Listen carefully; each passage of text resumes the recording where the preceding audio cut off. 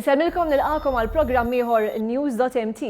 Se nibdew il-lejla billi nitkellmu dwar l-eluq tal-Power Station tal-Marsa bejn nifs ġdid tal-komunità tal-Marsa u n-naħa t'isfel ta' Malta u bejn xi ftit tan-nostalġja għal dawk illi tant ħadmu f'dak l-impjant.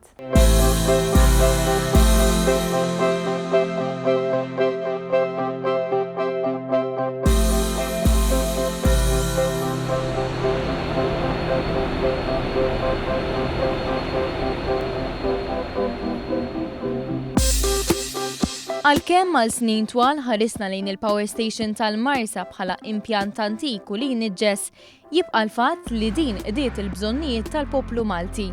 Dan grazzi għal korporazzjoni Enemalta u għal ħaddiema dedikati li qattaw ħinijiet twal jaħdmu f'dan l-istazzjon. Is-sens ta' nostalġija lejn dan il-post seta' jinħass meta fl-eluq uffiċjali tkellmu numru ta' impjegati li bċertu soba selmu lil dan il-post li għal snin twal fisser il-ħajja u lejxin tagħhom ta' kuljum. Bħal Joseph Zara, Generation Officer, li qaċċertana li kieku l-boiler setgħu jitkellmu kienu jiddefendu lilhom infushom għad-drabi kollha fejn minkejja l-intoppi xorta baqgħu idawru it-turbini. Jew bħal Spiru Grima li beda d-diskors billi sostna li t-tifi tal-istazzjon tal-Marsa isu it-telfa ta' xi ħadd għażiż. Dan fil-waqt li ħares lura lejn xogħlijiet li twettqu fil-passat. Niftakru fl-attività li kien hawn waqt il-bini ta' xi parti ġdida tal-istazzjon. Konna nkunu qisna bejt ta' nemel. Imbagħad minn massa ħadid tifforma ruħha magna li taħdem bħala rloġġ bħal din li għandna qudiemna. Niftakru fl-istazzjon fi żmien l-aqwa tiegħu bil-magni kollha jaħdmu u jvenvnu. Illum bil-magni siekta u kesħin inħarsu lura u ma jiddispjaċinix. F'qalbna ngħidu għamilna dak li kellna nagħmlu u għamilnieh mill-aħjar li stajna. Iċ-Chairman Eżekuttiv tal-Enemalta wkoll kellu kliem ta' tifħir għal dawn il-ħaddiema li b'tant dedikazzjoni ħadmu f'dan l-istazzjon. Nixtieq insemmi okkażjoni fejn darba fil-għaxija kont ħiereġ minn hawn. Wara sigħat naħdmu biex insolvu diffikultà teknika f'din l-istess Power Station. U fil-bieb iltqajt ma' inġinier tal-kumpanija dieħel jiġri l-ġewwa. Ħsibt li reġa' nqala x'inkwiet.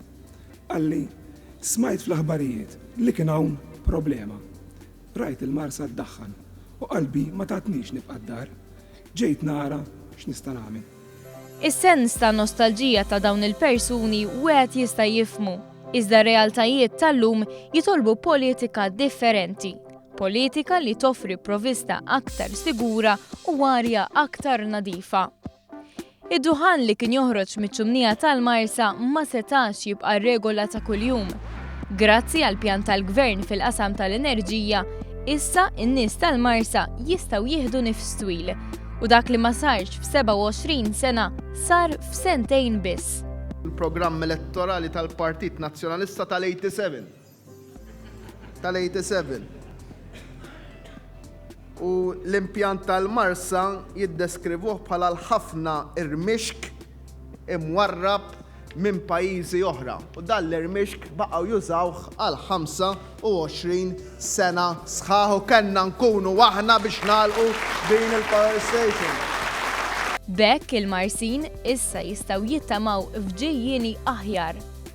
Illi minn Power Station li toħroġ it-tniġġis jien noħlom u rridkom toħolmu miegħi u rridkom imbagħad li nieħdu sehem flimkien fi proċess ħieħ ta' konsultazzjoni dwar kif dan il-post ħanamluh post li joħloq ix-xogħol, post li joħloq l-investiment, post li jitgawda mill-poplu Malti u Awċi kollu kemm hu. In-nifs li ħadu r-residenti tal-Marsa se jkunu jistgħu jieħduh ukoll ir-residenti xlukkajri. Dan għaliex bl-impjant tal-gas li qed jinbena u bil-fatt li l-impjant tal-BWSC ukoll se jinqaleb għal gas fi żmien li ġej, Marsa Xlokk se jkun jista' jeħles mill-heavy fuel oil.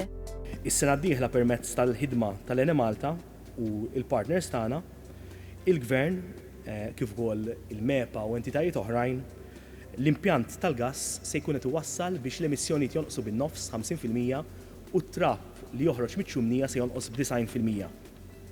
Dan se jkun possibbli permezz ta' energy mix li se twassal ukoll għal effiċjenza ferm aħjar. Ġifieri l-magni se jkunu aktar effiċjenti u għandhom bżonn inqas fuel biex jiġġeneraw kull unit ta' dawl u jużaw fuel aktar nadif. Fil-waqt li llum il-Power Station tal-Marsa nagħlqula l-bibien għatem ta' limits li wieħed irid iżomm f'moħħu. Dan biex il-korporazzjoni Enemalta li qed tinbidel grazzi għal ħidma ta' dan il-gvern tkompli fit-triq it-tajba li qabdet dan l-aħħar. Iżda l-prinċipji li ssawru tkatru qalb dawn it-turbini u l-boilers, il-ħila, kapaċità, kuraġġ u l-impenn dawn iridu nibqgħu inħadnuhom u nsaħħuhom. Il-meravilja li wettqu mijiet ta' ħaddiema fil-Marsa Power Station ser tispirana u tixpronana l-qudiem f'kull ma nagħmlu fis-snin li ġejjin.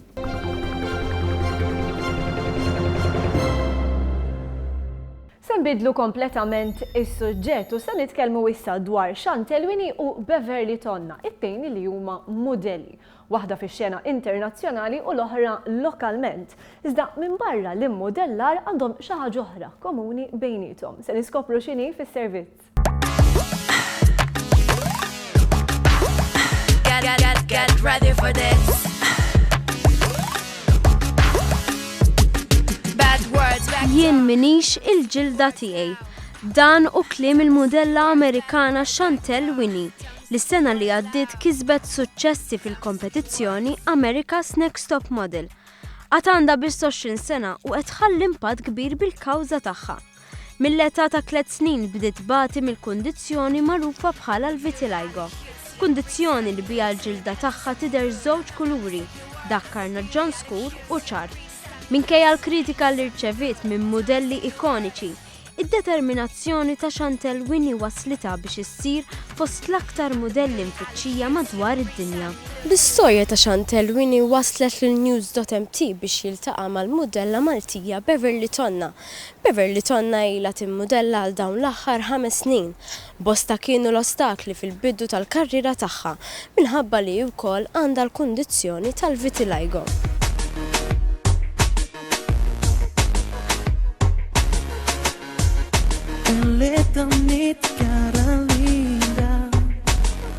Meta kont mort nintaqa' mal-judges u minn kien hemm ma tantx kienu they pointed it out il-vitiligo u kienu qalu li xi ħaġa li se twaqqafni milli nimmodella. Allura dik il-ħaġa ma tantx għanditni naċċetta dak iż-żmien. Beverly Tonna għandha 20 sena u qed issegwi l-kors tal-liġi fl-Università ta' Malta. Forsi diffiċli biex wieħed jinnuta iżda 7 snin ilu, meta kienet kellha biss 13 sena, bdiet taffaċċja l-kundizzjoni tal-vitiligo. Vitiligo kelli patch żgħira qisha birthmark mit-twelid, però ta' 13 sena kont qiegħda nawm, ġifieri ġo pool u meta ħriġt ġal-ilma kelli qishom patches bojot. U taf kif kultant jiġrilek bil-klorin tibda bdejt inħobbhom jiena nara speċi biex jitilqu u dal-patches ma telqux. U mort għand dermatologist u dak il-ħin qalli li għandi vitiligo. X'inhi l-kundizzjoni tal-vitiligo? Tispjega d-dermatologista Eileen Borch. Issa din il-kundizzjoni tiġi ħadd ma jaf eżattament biex tiġi.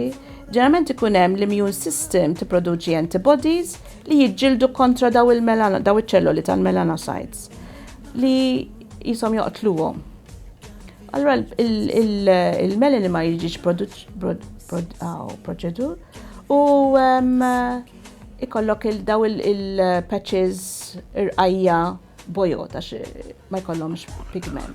Ġranet twal fix-xemx, użu ta' kimiċi fuq il-ġilda jew trawmi jistgħu jikkaġunaw il-vitiligo. Id-dermatologista Eileen Borch tistqar li tul il-professjoni tagħha l-vitiligo kienet l-aktar komuni fost persuni ta' żgħira. Ġeneralment 50% mill-li jkollhom dil-kondizzjoni ikunu below 20 years of age, ġifieri fit-tfal naraw. Ġeneralment ma tantx ikunu daqshekk gravi fit-tfal. Però l-iktar li naraw meta jiġu in their 20s u 30s. Qatt m'hawnx kura għaliha. L-unika soluzzjoni hi li tkun kontrollata. Inti kura saċ għal vitiligo memx li tista' tikkontrollaw li forsi ma tiżdiedx forsi. Issa fit-tfal hemm iktar ċans li forsi jerġgħu iġibu l-kulur lura. Ma jfissirx li meta jikbru ma jerġgħux ikollhom. Tifhem, ġeneralment l-iktar li huma creams. Beverly Tonna damet biex aċċettat din ir-realtà. Irribellat xi ftit għar-realtajiet ġodda li kellha tadatta għalihom bħal titlef xi ġurnata baħar jew saħansitra ma ssifirx f'xi pajjiż fejn hemm ħafna xemx. Kellha tbiddel klassijiet tal-isport li kienet tattendi u kellha taffaċċja l-bullying. Kienu jqabdu miegħi fuqha speċi remarks l-ewwel u kummenti. Allura kont niddejja anke kont inħossni pereżempju fi-sport u hekk ma nistax nieħu sehem fi sports barra outdoor sports u kont biddilt infatti kont bdejt il-volleyball imma kont noqgħod attenta kif nilbes nipprova li ma tidhirx. Quddiem dawn l-ostakli kollha u kummenti insulenti, Beverly Tonna abbandunat il-ħolma li tkun mudella.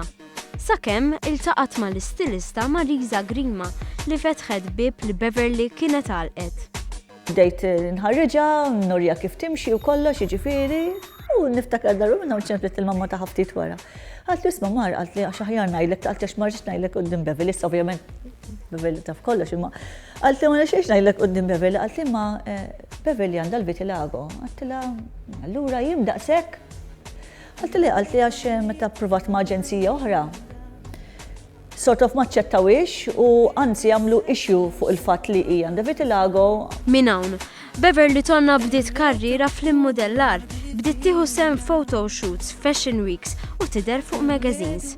Marisa semmi l-bidla li rat f'Beverly.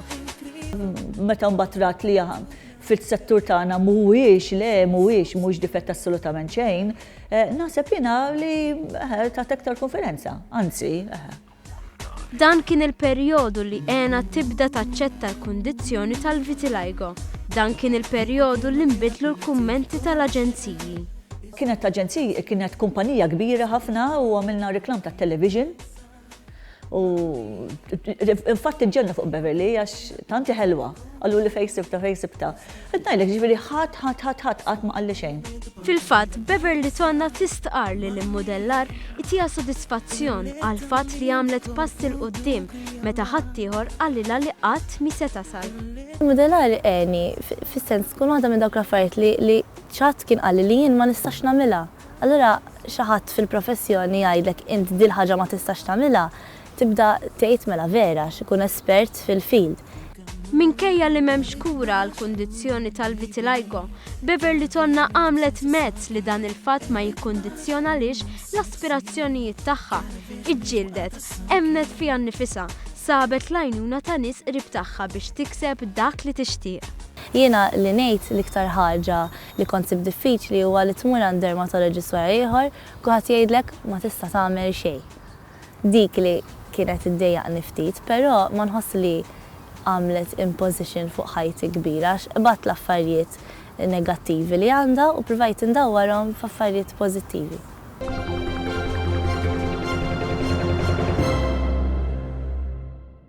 Bejn Power Stations u modelli malajr ġejna fit-tmiem ta' programm ieħor. Grazzi tal-li kontu magħna, nfakkarkom li dan il-programm tistgħu issibuh sħiħ fuq iċ-channel tagħna fuq YouTube u bħas-soltu ngħidilkom li l-ħidma tal-Kamra ta' l-Aħbarijiet tistgħu issegwuha fuq Facebook. Intom ukoll tistgħu tikkontribwixxu lejn dan il-programm billi tibatulna email onenews@one.com.mt. Il-lejl tajjeb.